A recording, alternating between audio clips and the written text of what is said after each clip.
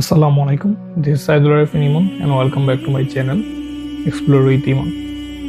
আজকে যে টপিক নিয়ে কথা বলবো, টপিকটি হচ্ছে শয়তান কিভাবে ধীরে ধীরে একজন মানুষকে পথভ্রষ্ট করে। Let's start it. ভাবুন তো, আজ যদি শয়তান আপনার সামনে এসে বলতো, চলো আজই একটি বড় গুনাহ করি, আপনি কি রাজি হতেন না?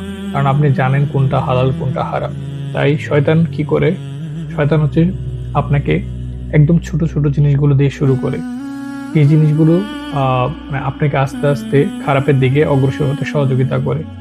একজন মানুষকে ধ্বংস করতে এবং শেষ করে দিতে এবং আল্লাহর পথ থেকে দূরে সরে আনতে একদিনে পারবে না। সে আস্তে আস্তে আস্তে আস্তে আস্তে আপনার মস্তিষ্কে ঢুকে যায় এবং আপনাকে আল্লাহ থেকে দূরে সরে নিয়ে আসে। শয়তান জানে একজন মানুষকে ধ্বংস করতে একদিন লাগে না, কখনো কখনো লাগে কয়েক মাস, কখনো কয়েক বছর। আজকে এই ভিডিওতে আমরা জানবো শয়তান কিভাবে ধীরে ধীরে একজন মানুষকে আল্লাহর পথ থেকে দূরে সরিয়ে নেয়। ভিডিওটি শেষ পর্যন্ত দেখুন, হয়তো আজ আপনি নিজের জীবনকে নতুন ভাবে দেখতে পারবেন। প্রথমত, ছোট গুনাহকে তুচ্ছ মনে করানো। শয়তান জানে বড় গুনাহ দিয়ে শুরু করলে মানুষ ভয় পেয়ে যাবে, তাই সে শুরু করে ছোট বিষয়গুলো দিয়ে।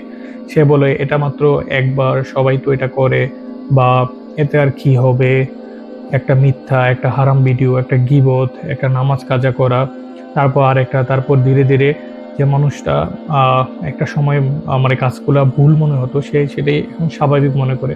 এবং রাসূল সাল্লাল্লাহু আলাইহি সাল্লাম বলেছেন, ছোট গুনাহকে অবহেলা করো না, কারণ ছোট ছোট গুনাহগুলো মানে জমতে জমতে এক সময়টা মানুষকে ধ্বংস করে দেয়।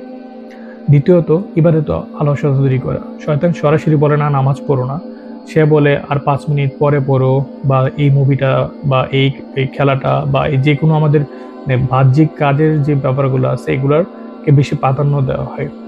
বা নামাজটা নিয়মিত পড়ার জন্য আমাদের আগ্রহটা আসে না, যে মনে হয় যে না আগামীকাল থেকে নিয়ত করা শুরু করো। বা অনেক মানুষের জীবনে আর এই আগামীকাল আর আসেই না, কারণ প্রথম ফজর বাদ যায়, তারপরে কাল জোহর, পরশু আসর, একসময় নামাজই জীবনের বাইরে চলে যায়। যখন একজন মুসলিম আল্লাহকে স্মরণ কমিয়ে দেয়, এই জিনিসটাই শয়তান চায়। দ্বিতীয় হচ্ছে গুনাহকে সুন্দর করে দেখানো।